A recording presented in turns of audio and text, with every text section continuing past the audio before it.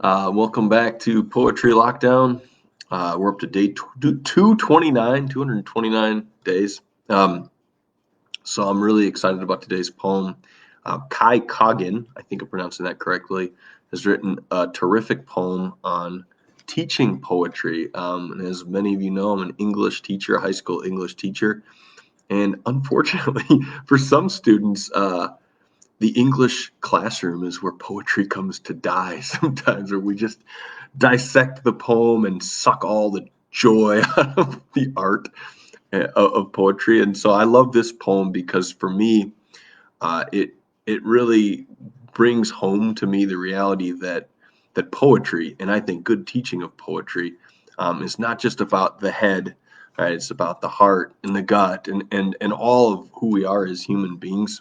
And I think this poem just expands the notion of what poetry can be for anybody, but especially for a young person. And I feel like as as as I think back on my own educational journey, there were definitely teachers who invited me into poems, and also teachers who kind of kept me on the sidelines. And I think this was such an invitational poem about poetry and teaching poetry. So thank you, Kai Coggin. With that little intro, let me dive right in. Kai Coggin, how do you teach poetry? How do you teach poetry? You read it out loud to a room filled with children, as though a fire lives in your gut, as though magic lives in your heart. And you only want to put it in their cupped together hands.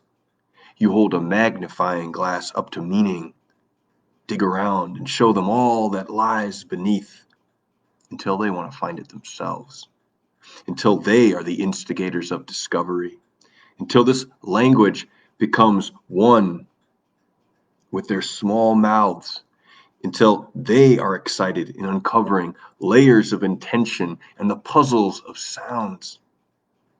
How do you teach poetry? You ask the children to read it out loud, just a line, maybe two. Is that what the poet is really trying to say? Are you reading the back of a cereal box? How do you think she is feeling there? Remember what a metaphor is? Onomatopoeia? And they try, and they try, and they finally break the cusp of fear into realization. The stage fright becomes ownership. They invest in the feelings themselves, and the poem comes to life in their hearts. How do you teach poetry? Offer it as a safe room, a quiet place, a space without teachers, parents, adults, a place to learn their own wings, to fly around, bump into walls, soar, hear the sound of their own inner voices, have the freedom to truly express everything held inside. That pain is not something they have to hold onto. Give it to poetry. Tell them poetry will keep your secrets. Poetry will not leave you. Poetry is yours forever. Children are much deeper than we give them credit for. Their eyes still open to the higher worlds, their spirits still in tune with intuition and grace. And in this room of poetry, in this safe carved out space, lay a welcome mat that starts with a smile and open a door to everything all at once. Beautiful. Kai Coggin, how do you teach poetry? I love that poem. And I feel like the poem almost speaks for itself. So I know usually with this series, I'll say a little bit about why I admire it.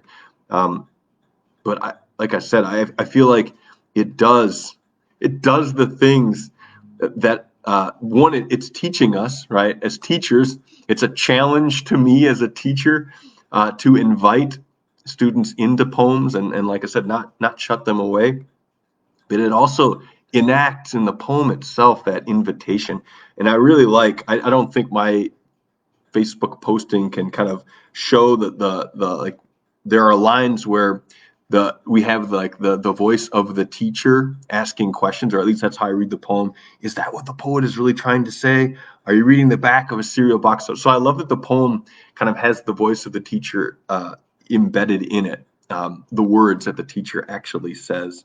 And yeah, I think the metaphor of poetry as a room, as a place to explore, is to me incredibly moving, incredibly powerful. And I know for my students, when I've taught poetry in that way, where it's a space to explore,